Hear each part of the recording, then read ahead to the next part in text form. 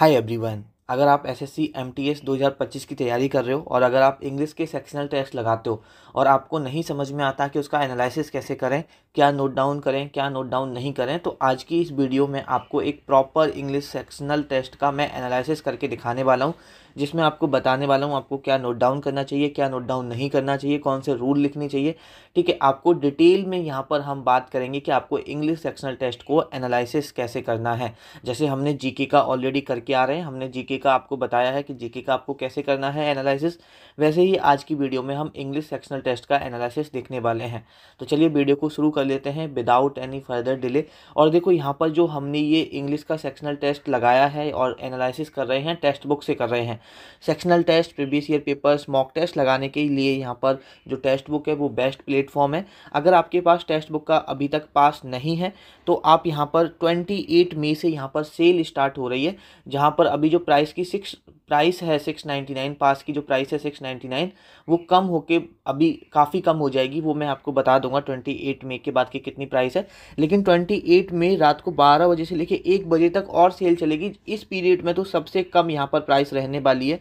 यहाँ पर 12 बजे से लेके 1 बजे तक हर मिनट पे प्राइस बढ़ेगी। आप जितना जल्दी खरीद लोगे उतना आपको सस्ता मिलेगा। आप 12 बजे खरीदोगे तो आपको सबसे सस्ता मिलेगा, फिर 12 से लेके 1 बजे तक सेल चलेगी, हर मिनट पे प्राइस बढ़ेगी। तो अगर आपको पास खरीदना है तो 28 में रात 12 बजे से लेके 1 बजे के बीच में खरीद लेना।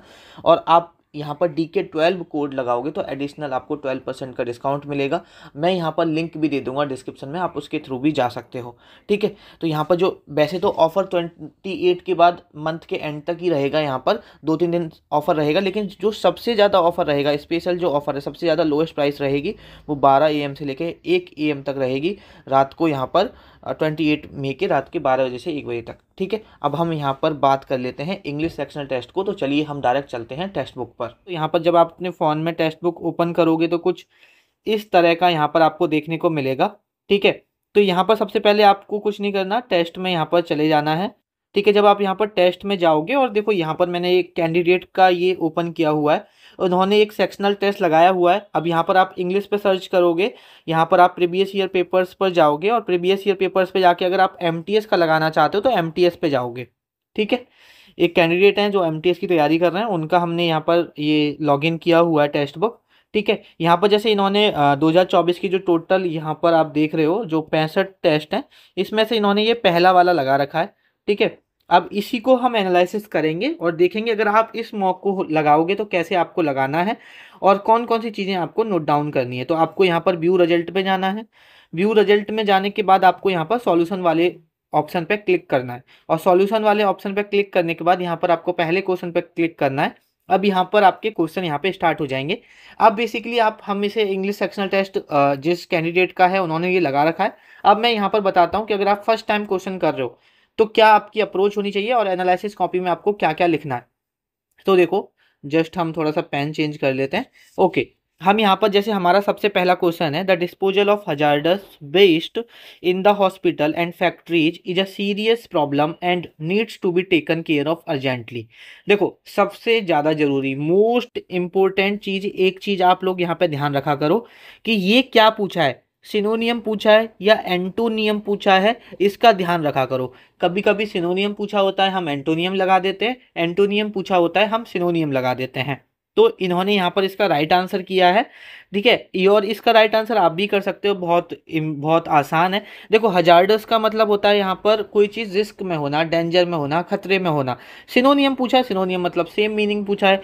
तो यहाँ पर डेंजरस बहुत आसान मीनिंग यहाँ पर दे रखा है। सपोज यहाँ पर डेंजरस ना देके कोई डिफिकल्ट सा मीनिंग दे देता तो तब कैसे करते। तो देखो, तब करने का ये है, फिर उसका तरीका ये है कि आपको ये 3 अदर मीनिंग पता होनी चाहिए। बेलिजरेंट का मतलब पता होना चाहिए, हैजी का मतलब पता होना चाहिए, बिनियल का मतलब पता होना चाहिए। वैसे देखे, देखो, बेलिजरेंट का मतलब होता है लड़ाकू टाइप, हैजी का मतलब होता है कोई चीज हैजी होना, मतलब कि धुंधली होना, अनक्लियर होना। वेनियन का मतलब होता है दयालु। तो तो यहाँ पर ये तीनों तो होंगे नहीं, डेंजरस ही होगा। अब यहाँ पर जैसे आपने एक बार लगा लिया, अब एनालिसिस कॉपी में क्या करना है। सपोज आपका ये आंसर सही हो गया। देखो, सबसे पहले तो क्या गलती करते हैं हम, देखो हमेशा एक गलती मत किया करो, मोस्ट इंपॉर्टेंट गलती है कि हम उन्हीं क्वेश्चंस का एनालिसिस करते हैं जो हमने रॉन्ग किए हैं। जो हमने रॉन्ग क्वेश्चन किए हैं उन्हीं का एनालिसिस करते हैं, लेकिन ऐसा नहीं करना। हमको टोटल 25 क्वेश्चंस का यहाँ पर एनालिसिस करना है। अब जैसे देखो, सपोज आपने भी लगाया, आपको ही पता है हजार्डस का मतलब डेंजरस होता है, लेकिन आपको एनालिसिस करते वक्त ये भी देखना है कि क्या पता आपको बेलिजेरेंट का मतलब पता है या नहीं, हैजी का मतलब पता है या नहीं, बेनियल का मतलब पता है या नहीं। अब यहाँ व्यू सॉल्यूशन पे जाओगे ना, यहाँ व्यू सॉल्यूशन पे क्लिक करोगे तो यहाँ पर सब दे रखा है। यहाँ पर आप एडिशनल इन्फॉर्मेशन में देखोगे तो बेलिजेरेंट का मतलब दे रखा है युद्धकारी, होस्टाइल या अग्रेसिव, ठीक है। जो भी मीनिंग नहीं आता, सपोज हैजी का मतलब आपको नहीं पता था कि अनक्लियर होता है, तो मैंने आपको बताया हुआ है कि इंग्लिश की एक यहाँ पर क्या बना लो, इंग्लिश एनालिसिस कॉपी बना लो। 20 30 50 रुपए की लाके इंग्लिश एनालिसिस कॉपी बना लो, और आधे पेज बीच में पिन होती है ना, उससे आगे एक वाला पार्ट रखो वोकैब एनालिसिस के लिए, एक पार्ट रखो यहाँ पर ग्रामर एनालिसिस के लिए। किसके लिए रखो? ग्रामर एनालिसिस के लिए। सपोज अब वोकैब वाले, सपोज हमने 20 पेज छोड़ दो, चलो ज़्यादा मत छोड़ो, 20 30 पेज छोड़ दो, ठीक है। इतने पेज आपने वोकैब के लिए छोड़ दिए, बाकी उसके आगे आप ग्रामर कर रहे हो। तो यहाँ पर अब चारों ऑप्शन आपको अच्छे से देखने कि कौन से ऑप्शन का आपको मीनिंग नहीं पता है, या कौन से ऑप्शन आपने बिल्कुल कभी नहीं पढ़ा, उसका मीनिंग आपको नहीं आता। तो जिसका नहीं आता वो कॉपी में आपको यहाँ पर नोट डाउन करना है, ठीक है। सेकंड क्वेश्चन की तरफ बढ़ते हैं। सेकंड क्वेश्चन है हमारा, ठीक है, एलेक्स, फिर यहाँ पर हमारा ब्लैंक की फिर स्टडी दे रखा है 2 प्रोग्रामिंग लैंग्वेज, ठीक है। अब देखो यहाँ पर ना आपको थोड़ा सा हिंदी में मीनिंग निकालने जाओ। एलेक्स स्टडी, आप अभी कुछ चेंज मत करो, यहाँ पर ऐसे लिखो कि एलेक्स स्टडी 2 प्रोग्रामिंग लैंग्वेज, कि एलेक्स ने स्टडी की है 2 प्रोग्रामिंग लैंग्वेज, ठीक है। अब यहाँ पर मुझे 4 ऑप्शन में से कोई एक टिक करना है। तो पहले तो मैं आपको बताता हूँ कि पेपर जब आप सेक्शनल टेस्ट लगा रहे हो उस वक्त आपकी क्या अप्रोच होनी चाहिए। तो देखो सबसे पहले ये देखो, क्या हैज स्टडीड आ सकता है? तो आप बोलोगे भैया अलेक्स कोई सिंगुलर नाउन है, ठीक है, एक किसी इंसान का नाम है, उसके साथ मैं हैज लगा सकता हूँ। और मुझे एक चीज़ पता है कि अगर हैज हैव आएगा, जो कि हमारे परफेक्ट टेंस होते हैं, उनमें क्या आएगा, यहाँ पर मेरी वर्ब की थर्ड फॉर्म आएगी। वर्ब की क्या आएगी? थर्ड फॉर्म आएगी। तो क्या स्टडीड यहाँ पर थर्ड फॉर्म है स्टडी की? हाँ भैया, तो ये हो सकता है, अभी मैं इसको नहीं लगाता हूँ, ठीक है। री अटेम्प्ट मोड यहाँ पे कर देते हैं जिससे कि हमारा आंसर ना दिखे, जस्ट वेट अ सेकेंड, ठीक है, वरना कोई फायदा नहीं है, ठीक है। तो यहाँ पर हमको क्या करना है कि हमें क्या देखना है कि हैज स्टडीड आ सकता है या नहीं। तो अभी आ सकता है, इसको आंसर मत लगाओ। उसके बाद है हैव स्टडी। क्या हैव स्टडी आ सकता है? तो देखो सबसे पहले पेपर देते वक्त आपकी क्या अप्रोच होनी चाहिए कि भैया एक चीज़ बताओ, अगर हैव आ रहा है तो स्टडी तो आना ही नहीं चाहिए, थर्ड फॉर्म यूज होगी स्टडी, तो भैया ये तो आएगा नहीं। सेकंड थिंग, एलेक्स कोई मुझे सिंगुलर नाउन लग रहा है, कोई नाम लग रहा है, तो उसके साथ तो हैव वैसे भी नहीं आएगा। दो सेंस हो गए कि ये क्यों नहीं आएगा। अभी मुझे पता नहीं है ये सही है या गलत है, लेकिन हाँ मुझे पता है ये गलत है, ठीक है। उसके बाद हैड स्टडीड, अगर मैं पढ़ता हूँ हैड स्टडीड, अब ये बताओ, आप हिंदी में सेंस निकालो कि आपने कोई 2 लैंग्वेज सीख चुके हो, तो आप बोलोगे सीख चुका हूं मैं, या बोलोगे सीख चुके थे? तो आपने अगर कोई 2 प्रोग्रामिंग लैंग्वेज सीख ली तो आप यही तो बोलोगे कि अभी तक मैं 2 प्रोग्रामिंग लैंग्वेज तो सीख चुका हूँ। ये थोड़ी नहीं बोलोगे कि मैं सीख चुका था 2 प्रोग्रामिंग लैंग्वेज, वो सेंस ही नहीं बनता, ठीक है। पास्ट ऑफ पास्ट का यहाँ सेंस ही नहीं बन रहा। तो यहाँ पर हम इस चीज़ को प्रेजेंट से कोरिलेट करेंगे, तो मेरा हैड ऐसे नहीं आएगा। उसके बाद हैज बीन स्टडिंग, तो हैज बीन स्टडिंग यहाँ पर कॉन्टिन्यू सेंस कोई नहीं दे रहा ना, वो एक फिक्स की बता रहा कि वो 2 प्रोग्रामिंग लैंग्वेज सीख चुका है, ना कि वो इस तरह का सेंस दे रहा कि वो 2 प्रोग्रामिंग लैंग्वेज इतने टाइम से शुरू किया था, अभी इतने टाइम तक वो सीख रहा है। कोई ऐसा यहाँ पर आपका प्रेजेंट परफेक्ट कॉन्टिन्यूस का फॉर्मेट तो बन नहीं रहा। तो अगर थोड़ा सा अगर आपके टेंस क्लियर है, अगर थोड़ा सा आपके टेंस क्लियर है, तो आराम से आप इस क्वेश्चन को कर लोगे। अब सपोज आप इस क्वेश्चन को नहीं कर पाए, आपसे ये क्वेश्चन नहीं हुआ, तो आपको क्या जरूरत है। अब जैसे अगर हम इसके सॉल्यूशन में जाते हैं, तो देखो यहाँ पर इन्होंने सॉल्यूशन लिखा हुआ है कि भाई हमारा क्या आएगा, हैज स्टडीड आएगा, क्योंकि ये हमारा प्रेजेंट परफेक्ट टेंस है और उसमें वर्ब हमारी स्टडी दे रखी है, तो इसलिए स्टडीड आएगा। अब यहाँ पर अगर आपसे ये क्वेश्चन नहीं बन रहा, तो ये क्वेश्चन किसका है? सिंपल सी बात है, टेंस का है। तो आप क्या करो, अपनी एनालिसिस कॉपी में, या जो आपने टेंस के जो नोट्स बनाए हुए हैं उनको एक बार अच्छे से रिवाइज करो, ठीक है।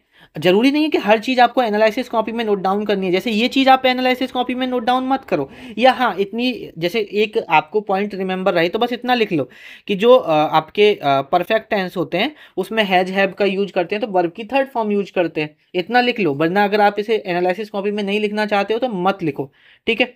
नेक्स्ट क्वेश्चन, हमें क्वेश्चन ऐसा नहीं है कि एनालिसिस कॉपी में लिखना है।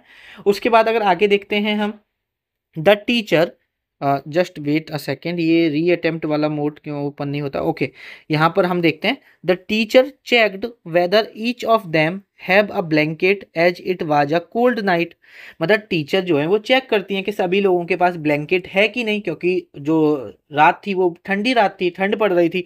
तो यहाँ पर देखो, अगर आपको ये पता है, आपने ये पढ़ा हुआ है, तो बहुत आराम से कर लोगे।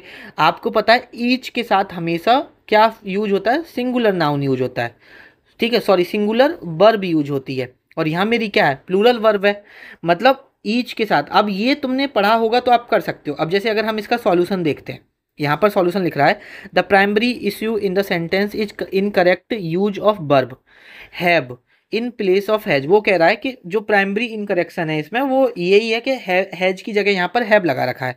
The subject each of them is singular, जो आपका ईच ऑफ देम है वो सब्जेक्ट कैसा है, सिंगुलर है, और it should be followed by singular verb. आपको पता है अगर सिंगुलर वर्ब आपका सब्जेक्ट है तो सिंगुलर सब्जेक्ट है तो सिंगुलर वर्ब भी आएगी आपकी। अगर आपको ये चीज़ नहीं पता थी अभी से पहले, सपोज जब आपका एनालिसिस कर रहे थे तो आप लगा लो, आप लिख लो। सबसे पहले तो एक पॉइंट एनालिसिस कॉपी में ये नोट डाउन कर लो कि पहले, सबसे पहला पॉइंट तो ये नोट डाउन करो कि सिंगुलर आपका जो सिंगुलर नाउन होता है, सिंगुलर नाउन के साथ सिंगुलर वर्ब आती है, सिंगुलर वर्ब आती है, सिंगुलर वर्ब आती है। ये एनालिसिस कॉपी में नोट डाउन करो पॉइंट। और जैसे मतलब अब यहाँ पे ये भी लिख सकते हो कि ईच ऑफ देम क्या है, ईच ऑफ देम क्या है, हमारा सिंगुलर नाउन है, सिंगुलर नाउन है हमारा। तो हमारा each of them singular noun है, तो इसके साथ भी ईच ऑफ देम के साथ क्या आएगी हमारी, ईच ऑफ देम के साथ यहाँ पर आपका ईच किसी के भी साथ लगे, लेकिन आप ये नोट डाउन कर सकते हो कि ईच ऑफ देम के साथ हमारा क्या आएगा, सिंगुलर वर्ब आएगा। तो जिससे कि आप एनालिसिस कॉपी में और एग्जाम्पल में ये भी लिख सकते हो एग्जाम्पल करके, और ये सेंटेंस भी उसमें ऐड ऑन कर सकते हो। तो वो ऐसा है कि जब आप एनालिसिस कॉपी बार बार रिवाइज करोगे तो आपको समझ में आएगा कि हाँ एज ईच ऑफ देम के साथ सिंगुलर वर्ब आती है। एक बार मैंने इस पर एरर बनाया था, हैव था, वहाँ हैज लगना था, ठीक है। आप ऐसे ईच ऑफ देम लिखो कि ईच ऑफ देम के साथ सिंगुलर वर्ब आती है, फिर एग्जाम्पल में ये कंप्लीट यहाँ पर एग्जाम्पल लिखो, ये कंप्लीट एग्जाम्पल लिखो यहाँ पे, और फिर पेन से हैव को काट के यहाँ हैज करो, जिससे कि आपको पता हो कि यहाँ हैव दे रखा था, यहाँ हैज आएगा। समझ में आई आपको ये बात। अगला क्वेश्चन देखते हैं। नेक्स्ट क्वेश्चन है हमारा यहाँ पर, India has varied region which have excess moderate and deficient rainfall all throughout the year. Okay, इसमें सिनोनियम्स पूछा है स्कैंटी का। तो ध्यान रखना, सबसे पहले तो आपको यही पता होना चाहिए कि सिनोनियम पूछा है या एंटोनियम पूछा है, ठीक है। तो यहाँ पर सबसे पहले क्या पूछा है आपका, सिनोनियम पूछा है। जब आपका यहाँ पर सिनोनियम पूछा है स्कैंटी का, तो देखो अगर आपको बुकैब पता है तो आप आराम से कर लोगे। इसके लिए आपको बुकैब पता होनी चाहिए। अगर आपको पता है, स्कैंटी का मतलब होता है कोई चीज़ बहुत कम होना, ठीक है। अगर इसका सिनोनियम एक्सिस तो बहुत ज़्यादा हो गया, मॉडरेट बीच का हो गया, स्कैंटी का मतलब होता है कम होना, डेफिशिएंट का मतलब होता है किसी चीज़ की कमी होनी, बैरिड का मतलब होता है कम ज़्यादा होते रहना। तो यहाँ पर आपका सही आंसर क्या हो जाएगा, डेफिशिएंट हो जाएगा। और अगर आपको नहीं पता था कि स्कैंटी का मतलब कम होता है, तो जो मैंने बताया एनालिसिस कॉपी में वहाँ पर नोट डाउन कर लो। यहाँ पर लिखा भी होगा, अगर आप व्यू सॉल्यूशन में जाओगे तो यहाँ पे लिखा भी होगा कि स्कैंटी का मतलब क्या होता है। देखो ये लिखा, स्कैंटी का मतलब होता है अल्प मात्रा में, मतलब कम मात्रा में, something that is insufficient in quantity और अमाउंट, ठीक है। आपको एक्सिस का नहीं पता, मॉडरेट का नहीं पता, बैरिड, जिसका भी आपको नहीं पता वो यहाँ पर आप नोट डाउन कर सकते हो, ठीक है। नेक्स्ट क्वेश्चन देखते हैं। नेक्स्ट क्वेश्चन है आपका, हम जस्ट ये भूल जाते हैं करना। Arvind wanted to bake up cake. देखो कुछ 2-3 सवाल आपको ऐसे मिलेंगे एमटीएस एग्जाम में, अगर आप एमटीएस 2025 का दे रहे हो, उसमें जस्ट आपका बेसिक सेंस चेक करता है एग्जामिनर, और उसमें कुछ चेक करता ही नहीं है। देखो Arvind wanted to bake a cake, Arvind एक केक बनाना चाहता था, है ना, फॉर रिया बर्थडे। अब देखो रिया बर्थडे के लिए बना रहा है, अपने किसी लड़के दोस्त के लिए नहीं बनाएगा ठीक है, सारी चीज़ों को छोड़ते हैं। So he mixed the eggs and butter. उसने क्या मिक्स किया, एक तो ये खाली जगह पे कुछ आएगा वो मिक्स किया, एक एग्स मिक्स किए, एक बटर मिक्स किया। तो भैया देखो बेसिक सेंस है, आपको केक बनाने के लिए अंडा चाहिए, बटर चाहिए, और इसमें से दी हुई कौन सी चीज़ चाहिए, तो फ्लावर। ये तो स्पेलिंग ही गलत है फ्लावर की, क्या फूल, अब यहाँ पर फूल की स्पेलिंग दे रखी है, तो क्या फूल पड़ता है क्या आपका केक बनाते हो तो? नहीं डालते हो ना। अब ये भी स्पेलिंग आपने नहीं देखी होगी, लेकिन इसका मतलब पता है, इसका मतलब क्या होता है? आटा। तो आपको पता है केक बनाने के लिए आटा, फ्लोर तो पड़ेगा ना, मैदा या जो भी चीज़ें डालोगे आप वो तो यहाँ पे डालेगा। तो आपका जस्ट यहाँ पे क्या है, ये कोई ऐसा तो है नहीं कि आप नहीं कर सकते, आपको पता हो। तो जस्ट आपका यहाँ पर बेसिक सेंस देखता है, तो इसको तो आप एनालिसिस कॉपी में ऐसा कुछ है ही नहीं जो आप इसको नोट डाउन करोगे, तो इसको छोड़ दीजिए, जस्ट आपका बेसिक साइंस चेक कर रहा है इसमें। तो नेक्स्ट क्वेश्चन अगर हम यहाँ पर देखते हैं, the gardener's meticulous care ensure the vibrant colours of the flowers. देखो, the gardener's meticulous care, meticulous का मतलब होता है छोटी छोटी चीज़ों पर नज़र रखना। इंश्योर द वाइब्रेंट, जो मतलब जो गार्डनर है वो छोटी छोटी चीज़ों पर ध्यान रखता है, जिसकी वजह से फ्लावर कैसे आते हैं, वाइब्रेंट कलर के आते हैं, अच्छे कलर के खिलते हैं। ठीक है, तो यहाँ पर इनकरेक्टली स्पेल्ड पूछा है, तो देखो दो चीज़ें हैं आपके पास, या तो आप इनकरेक्टली स्पेल्ड देख लो, या आप कोई भी तीन करेक्ट स्पेलिंग वाले देख लो। चलो अभी मैं इनकरेक्ट नहीं देखता, करेक्ट देखता हूँ। क्या केयर की स्पेलिंग सही है? सबसे आसान केयर है, केयर तो आपने बहुत सुना होगा, केयर की स्पेलिंग भैया सही है। उसके बाद क्या गार्डनर की स्पेलिंग सही है? तो भैया हम सब ने देखा है कि गार्डन की स्पेलिंग ये होती है और गार्डनर्स की ये हो जाएगी, तो इसमें तो मुझे कुछ गलत नहीं लग रहा है। इसमें कुछ नहीं लग रहा तो मेटिकुलस देख लो, अगर मेटिकुलस में आपको पता है तो मेटिकुलस में भी कोई गलत नहीं आ रहा, तो गलत आ रहा है वाइब्रेंट में। वाइब्रेंट की स्पेलिंग होनी चाहिए ये, वाइब्रेंट की स्पेलिंग होनी चाहिए ये वाली। ठीक है, तो आपको देखो, या तो सही वाली मीनिंग पता होना चाहिए आपको, वाइब्रेंट की रियल मीनिंग मतलब स्पेलिंग पता हो। अगर आपको रियल नहीं पता तो तीन जो सही हैं वो पता होनी चाहिए कि ये सही है कि नहीं। तो इस तरह से आप आराम से यहाँ पर कर सकते हो। ये बहुत आसान क्वेश्चन होते हैं, बस थोड़ा सा प्रैक्टिस करते रहो, और इनको कोई एनालिसिस कॉपी में नोट डाउन करने की जरूरत नहीं है। जैसे मैं ये भी बताता जा रहा हूँ कि क्या आपको एनालिसिस कॉपी में नोट डाउन करना है, क्या नहीं करना। हाँ, आपको नहीं पता थी वाइब्रेंट की तो एक बार लिख लो कॉपी में कि भाई वाइब्रेंट का मीनिंग ये होता है, जहाँ वोकैबुलरी वाली पार्ट है वहाँ पे आप लिख सकते हो। अगर हम आगे देखते हैं, आगे नेक्स्ट क्वेश्चन है हमारा यहाँ पर, please put the dishes in the. अब देखो सिंपल बेसिक सेंस का सवाल है ये, यहाँ पर हमारी अप्रोच क्या होनी चाहिए, सिंक। अब देखो हम अपने बर्तन किस में डालते हैं, सिंक में डालते हैं, सिंक में ही तो बर्तन साफ करते हैं, तो इसमें मैं आपको क्या बताऊं, इसमें तो आपको कुछ एनालिसिस कॉपी में भी नोट डाउन नहीं करना, ये तो जस्ट आपका बेसिक सेंस यहाँ पे चेक कर रहा है। अब यहाँ पर अगर हम देखें तो ये कितने % क्वेश्चन लोगों ने सही किया है, देखो अब यहाँ पर 66% लोगों ने ये सवाल सही किया है। अब मतलब आप अगर थोड़ी सी बेसिक सेंस रखते हो ना, तो आप इन लोगों से आगे निकल जाओगे। अब ये बताओ, ये जस्ट बेसिक सेंस का सवाल था, ठीक है, इसको ना तो आपको एनालिसिस कॉपी में नोट डाउन करना, ना आपको कोई ज़्यादा इसमें दिमाग लगाना। सिंक आप सभी को पता है, जिसमें बर्तन साफ करते हैं उसको सिंक बोलते हैं। अब श्रिंक का मतलब, अब देखो दो में कंफ्यूज हो जाओ, चलो श्रिंक या सिंक, देखो ये तो सिंक्रोनाइज हो गया, ये तो आपको पता ही है। श्रिंक का मतलब क्या होता है, सिकुड़ना, और सिंक का मतलब हो गया जिसमें बर्तन धोते हैं। तो बस देखो थोड़ी सी स्पेलिंग उसने चेंज किए और उसमें आप घबरा जाते हो। अब लगाओ ये क्वेश्चन कम से कम 90% बच्चों को करना चाहिए था। मैं तो ये सोच रहा था कि 90% बच्चों ने किया होगा, लेकिन इन सब चीज़ों पर हम जल्दी जल्दी में पेपर देते वक्त ध्यान नहीं देते हैं, तो वो आपको यहाँ पर ध्यान देना पड़ेगा मेरे भाई। उसके बाद अगर हम नेक्स्ट क्वेश्चन देखते हैं, जस्ट बेटा सेकेंड, ओके। अब यहाँ पर हम देखते हैं इनकरेक्टली स्पेल्ड वर्ड, तो मैं वही कह रहा हूँ कि या तो आप ये देखो कि आपकी इस पेरीफेरल में क्या स्पेलिंग गलत है।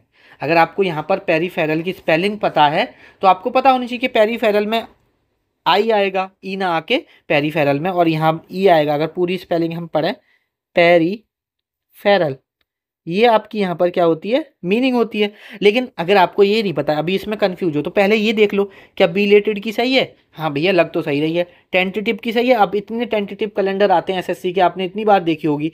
स्ट्रिंजेंट की सही है, हाँ स्ट्रिंजेंट की सही है। तो अगर आपको तीन सही भी पता है, अगर आपको एक यहाँ पर तीन सही पता है तो एक गलत ऑटोमेटिकली निकल आएगी। तो ये आपकी यहाँ पर अप्रोच होनी चाहिए कुछ इस तरह की।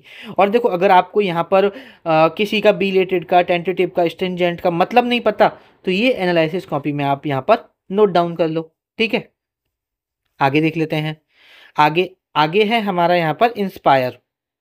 अब देखो इंस्पायर का मतलब क्या है, किसी इंसान को यहाँ पर कोई चीज़ इंस्पायर कर देती है, प्रेरित करती है। ठीक है, उसका यहाँ पर पढ़ लेना कि क्या पूछा, क्या पूछा यहाँ पर, सिनोनियम पूछा है। तो रीच, रीच का मतलब होता है पहुंचना, तो रीच तो नहीं होगा। एस्पायर, एस्पायर का मतलब होता है डिजायर। अगर आपको मीनिंग पता है, इसका मतलब होता है डिजायर। जैसे अभी आपका एमटीएस एग्जाम को क्रैक करना आपका डिजायर है, तो एस्पायर का मतलब होता है डिजायर। डोंट का मतलब होता है किसी को डराना। तो अगर आपको इन तीन का मीनिंग भी पता है ना, तो आप स्टिमुलेट का मतलब आपको पता हो ना पता हो, इसको सही कर दोगे तो आपका यहाँ पर ऑटोमेटिकली आंसर यहाँ पे सही हो जाएगा। स्टिमुलेट का मतलब भी होता है यहाँ पर इंस्पायर करना। तो अब यहाँ पर एनालिसिस कॉपी में आपको क्या लिखना है, एनालिसिस कॉपी में आपको ये लिखना है, जिसका मीनिंग नहीं पता उसका मीनिंग लिखना है। अगर आपको इंस्पायर का नहीं पता था, स्टिमुलेट का नहीं पता था, तो ऐसे लिख लो कि स्टिमुलेट मतलब होता है इंस्पायर करना। ठीक है, इंस्पायर का तो पता ही होगा आपको। उसके बाद अगर हम नेक्स्ट क्वेश्चन देखते हैं, नेक्स्ट क्वेश्चन है the student received an A plus for her excellent performance. एक स्टूडेंट है, उसे ए प्लस मिला है, किसके लिए, अपनी एक्सीलेंट परफॉर्मेंस के लिए। अब वो पूछ रहा है कि रेक्टिफाई करना है किसमें स्पेलिंग एरर है, मतलब जिसमें स्पेलिंग एरर है उसको सही करके लिखना है। सपोज आपको इस एक्सीलेंट की स्पेलिंग नहीं पता, लेकिन यहाँ पे देखो कि कौन कौन सी स्पेलिंग एरर सही लिखी हुई हैं। तो देखो परफॉर्मेंस, क्या परफॉर्मेंस की स्पेलिंग सही लिखी हुई है, भैया नहीं लिखी हुई। क्या परफॉर्मेंस की यहाँ पे स्पेलिंग सही लिखी हुई है, भैया नहीं लिखी हुई। परफॉर्मेंस जो यहाँ लिखा हुआ है वो सही है, तो ये ऑप्शन होगा नहीं आपका, ये ऑप्शन होगा नहीं। क्या यहाँ पर एक्सीलेंट की स्पेलिंग में अब कंफ्यूजन है, क्या ये एक्सीलेंट सही है या ये एक्सीलेंट सही है। तो देखो थोड़ा सा प्रोनाउंसिएशन करके भी देखो, हम एक्सीलिएंट नहीं पढ़ते, हम एक्सीलेंट पढ़ते हैं, तो लिएंट तो नहीं आएगा, तो हमारा यहाँ पे ये सही हो जाएगा। तो थोड़ी सी बेसिक अप्रोच लगाओ, और इन सब चीज़ों को आपको एनालिसिस कॉपी में नोट डाउन करने की यहाँ पे ज़रूरत नहीं है। उसके बाद अगर हम नेक्स्ट क्वेश्चन देखते हैं, यहाँ पर लिखा हुआ है the of the scientific experiment raised questions about the validity of the result. अब देखो यहाँ पर वो ये कहना चाह रहा है, अगर मोटा मोटा हम देखते हैं कि जो साइंटिफिक एक्सपेरिमेंट हुए हैं उन्होंने बहुत सारे क्वेश्चंस खड़े कर दिए हैं कि जो आपका रिजल्ट है उसकी वैलिडिटी पे, कि वो कितना परिणाम कितना सही है। अब देखो कोई चीज़ गड़बड़ रही होगी तभी परिणाम पे सवाल उठेंगे। ठीक है, अगर अभी आपको आपका सिलेक्शन हो जाए, सपोज आपके दोस्त को पता है कि आपके मॉक में 50-60 नंबर आ रहे हैं और वहाँ पे आप 140 ले आओ, तो ये सवाल उठेंगे ना, आप 140 कैसे ले आए, तो कुछ गलत किया होगा। अब ट्रांसपेरेंसी, ट्रांसपेरेंस का मतलब होता है एकदम क्लियर होना कोई चीज़। अब कोई चीज़ क्लियर है तो क्लियर चीज़ पे तो सवाल नहीं उठेंगे। आपके मॉक में 130 नंबर आ रहे हैं तो भाई ये तो क्लियर है कि आप रियल पेपर में भी 140 ला सकते हो। उसके बाद है बर्बोसिटी। बर्बोसिटी का मतलब होता है आपका ज़्यादा बोलने वाला, ये जितने शब्द यूज होते हैं उससे ज़्यादा बोलने वाला होता है बर्बोसिटी। मेटिकुलसनेस, सॉरी, मेटिकुलसनेस मतलब जब एक बार फंबल हो जाएगा तो वो हो ही जाएगा। ठीक है, मेटिकुलसनेस का मतलब होता है, अभी हम मेटिकुलस पढ़ के आए थे कि छोटी छोटी चीज़ों पर गार्डनर ध्यान रखता था, तो ये तो होगा नहीं। छोटी छोटी चीज़ों पर ध्यान रखा होता तो ये चीज़ें, ये सवाल रिजल्ट पे क्यों उठता। एम्बिग्यूटी यहाँ पर सही होगा। अब आपको नहीं भी पता तब भी आप एम्बिग्यूटी कर सकते हो। अब एम्बिग्यूटी का मतलब क्या होता है, एम्बिग्यूटी का मतलब होता है कोई चीज़ कंफ्यूजन में होना, अनक्लियर होना, मतलब साफ साफ नहीं बताया जाना, तो वो होता है एम्बिग्यूटी यहाँ पर। अब यहाँ पर आपको एनालिसिस कॉपी में क्या लिखना है, देखो एनालिसिस कॉपी में अगर आपको किसी का भी मीनिंग नहीं पता, वो मीनिंग वहाँ पर एनालिसिस कॉपी में लिखना है। और ये क्यों आया एम्बिग्यूटी, ये तो जस्ट बेसिक सेंस है, बेसिक अप्रोच से लगाओगे तो देखो 3 क्वेश्चन आ गए अभी बेसिक सेंस से। अब ये बेसिक सेंस का ही तो सवाल है कि वैलिडिटी ऑफ रिजल्ट पे सवाल क्यों उठेंगे, जब कोई चीज़ अनक्लियर होगी, मतलब अनवेरीफाइड होगी, तभी सवाल बैठेंगे। तो ये बेसिक सेंस पे सवाल है, बस आपको मीनिंग पता होना चाहिए। इसीलिए कहता हूँ मैं आपको कि मेरे भाई बुकैब बहुत इंपॉर्टेंट है। आपको सिर्फ ऐसा लगता है कि भैया 2 साइनो ही तो पूछे जा रहे हैं, 2 एंटो पूछे जा रहे हैं, 2 इडियम्स पूछे जा रहे हैं, 6 बुकैब भी तो पूछी जा रही है, लेकिन नहीं भाई, डायरेक्टली और इनडायरेक्टली 10 से 12 सवाल सिर्फ बुकैब बेस्ड होते हैं एमटीएस एग्जाम में। तो बुकैब मोस्ट इंपॉर्टेंट है, ये चीज़ आप लोग यहाँ पे ध्यान रखो। ठीक है, चलो आगे देखते हैं।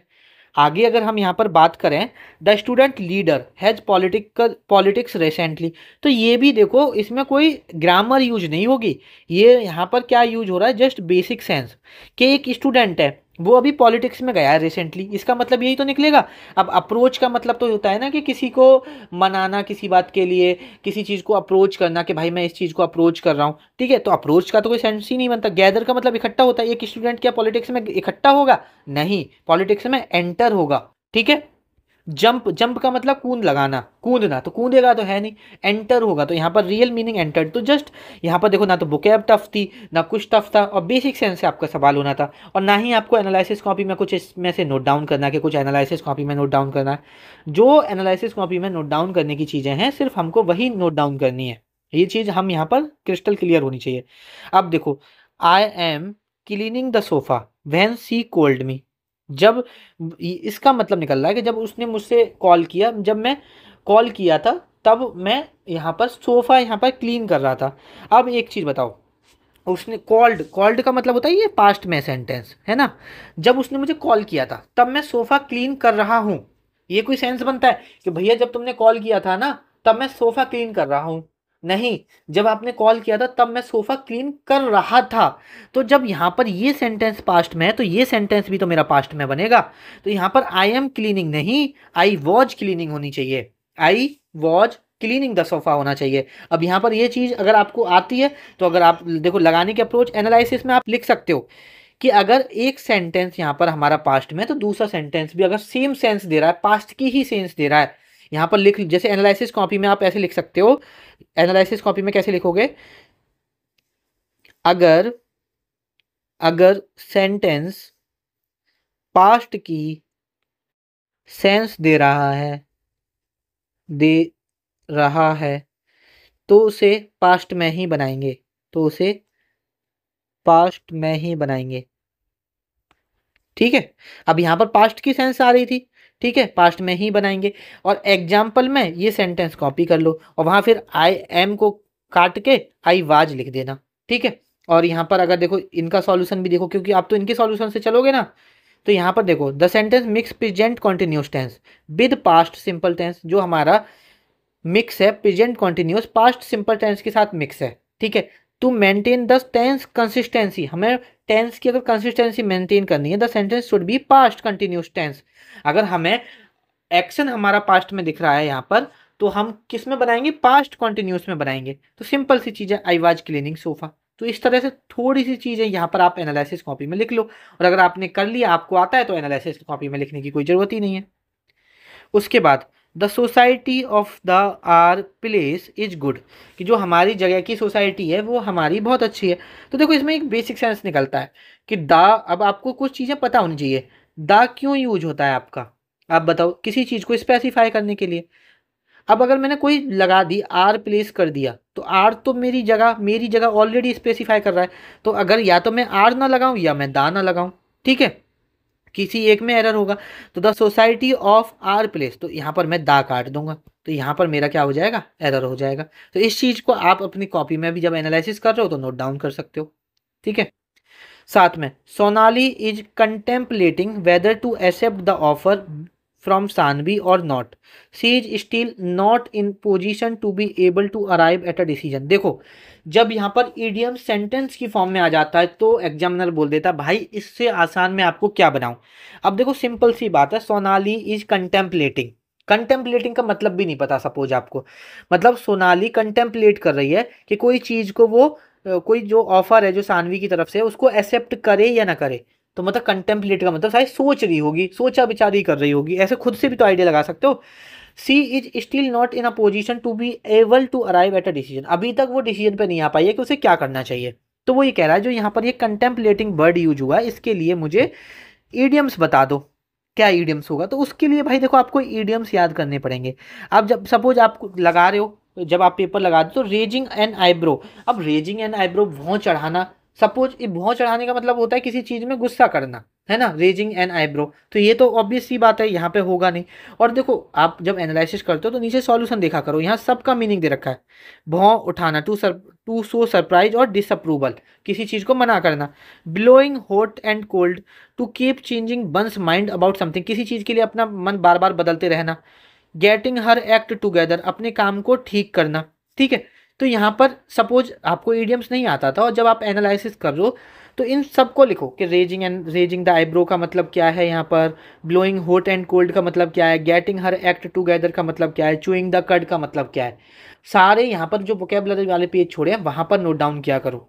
उसके बाद she was deeply affected by the news to the point of tears. ठीक है, अब यहाँ पर देखो सपोज अब आपको नहीं पता कि यहाँ पर इफेक्टेड आएगा या अफेक्टेड आएगा, क्या आएगा। सपोज आपने गलत कर दिया तो जब आप एनालिसिस कर रहे हो तो आप देख भी सकते हो, गूगल पे भी सर्च कर सकते हो या यूट्यूब पे भी देख सकते हो कि अफेक्टेड वर्सेस अफेक्टिव का मतलब क्या होता है। तो या तो आपको यूट्यूब पे मिल जाएगा या आप गूगल पे सर्च करोगे तो गूगल पे बहुत अच्छे से क्लैरिफाई किया होगा कि अफेक्टेड का मतलब क्या होता है और अफेक्टेड का मतलब क्या होता है यहाँ पर। ठीक है, दोनों ही ऑलमोस्ट सिमिलर साउंड करते हैं लेकिन मीनिंग दोनों के बहुत अलग है। ठीक है, तो यहाँ पर नोट डाउन करते वक्त या तो आप इसके सॉल्यूशन से देख लो कि यहाँ पर ये सॉल्यूशन समझ में आ रहा है कि नहीं आ रहा, वरना आप गूगल करके अपनी कॉपी में नोट डाउन कर लो। तो इस तरह से यहाँ पर सॉल्यूशन किए जाते हैं। उसके बाद Raghav who studies tourism at present is planning to go abroad from after his graduation. वो कह रहा है राघव जो अभी टूरिज्म यहाँ पर पढ़ रहा है, तो टूरिज्म यहाँ पर अभी पढ़ रहा है का साउंड आ रहा है, रहा है। तो देखो विल तो आएगी नहीं क्योंकि प्रेजेंट आ गया, प्रेजेंट में फ्यूचर की बात तो कर नहीं सकते। ठीक है, स्टडी यहाँ पर आएगी नहीं क्योंकि प्रेजेंट की बात हो रही है। मैं किस में बनाऊंगा, प्रेजेंट कॉन्टिन्यूस में बनाऊंगा, तो मुझे इज चाहिए ही चाहिए। और इज चाहिए तो इज के साथ मैं क्या लगाता हूँ, प्रेजेंट कॉन्टिन्यूस में आईएनजी लगाता हूँ। तो इज स्टडिंग यहाँ पर मेरा सही होगा। तो ये जस्ट आपके बेसिक सेंस से होने हैं। ठीक है, इसमें कुछ एनालिसिस भी नहीं करना, मतलब कुछ आपको कॉपी में नोट डाउन भी नहीं करना एनालिसिस कॉपी में। ठीक है, यहाँ पर जैसे you over here someone says he is always on cloud nine, वो हमेशा क्लाउड नाइन में रहता है। तो क्लाउड नाइन का मतलब होता है हमेशा खुश रहना। तो ये आपको तभी पता होगा जब आप ईडियम्स आपने पढ़े होंगे, उसके लिए आपको वोकैब यहाँ पे याद करनी पड़ेगी। अगर आपको नहीं पता तो एनालिसिस कॉपी में इसे नोट डाउन कर लो। Next question, she is as more intelligent as her brothers are, कि वो उतनी इंटेलिजेंट है जितने उसके ब्रदर्स हैं। तो देखो मोर के साथ कभी भी एज नहीं लगाते। ठीक है, ये ग्रामर आपको पढ़नी पड़ेगी। ठीक है, और यहाँ पर मोर नहीं आएगा मेरा, she is as intelligent as her brothers यहाँ पर आना चाहिए। यहाँ पर आप नीचे जाके सॉल्यूशन भी देख सकते हो जब आप कर रहे हो। तो आप जब एनालिसिस कॉपी में लिख रहे हो तो लिख लिया करो कि मोर के साथ एज नहीं आता है। ठीक है, द कंपेरेटिव डिग्री स्ट्रक्चर मतलब इस तरह का होता है, एज इंटेलिजेंट एज मतलब एज, फिर यहाँ पर पॉजिटिव डिग्री होती है, फिर आपका एज आता है। ये आप एनालिसिस करते रहोगे, बाद में धीरे धीरे बढ़ते चलोगे तो वहां पर जाकर धीरे धीरे ये चीज़ें आपकी सारी क्लियर होंगी। नेक्स्ट क्वेश्चन, नेक्स्ट क्वेश्चन है हमारा, ही dropped out at his friends house on his way home the day before yesterday, कि बेसिकली वो अपने दोस्त के घर पे गया था जो मतलब रास्ते में ही पड़ता है, परसों की बात कर रहा है वो। तो देखो ड्रॉप्ड आउट का मतलब नहीं होता, मतलब घर में विजिट करने का मतलब होता है ड्रॉप्ड बाई। नीचे आप सॉल्यूशन भी देख सकते हो। The correct phrase should be dropped by which means to visit someone informally. ठीक है, किसी के घर जाना, विजिट करना। ठीक है, अब सपोज आप जब क्वेश्चंस कर रहे थे तो आपको नहीं पता, तो आप लिखो कि ड्रॉप्ड वाई का मतलब क्या होता है।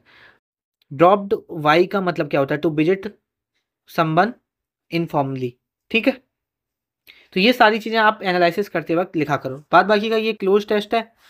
क्लोज टेस्ट तो आपको अभी मैं अलग से बताऊंगा, एक बार कुछ क्लोज टेस्ट एक साथ कराएंगे प्रैक्टिस। चलो थोड़ा सा इसे पढ़ते हैं, ये क्या कहना चाह रहा है क्लोज टेस्ट।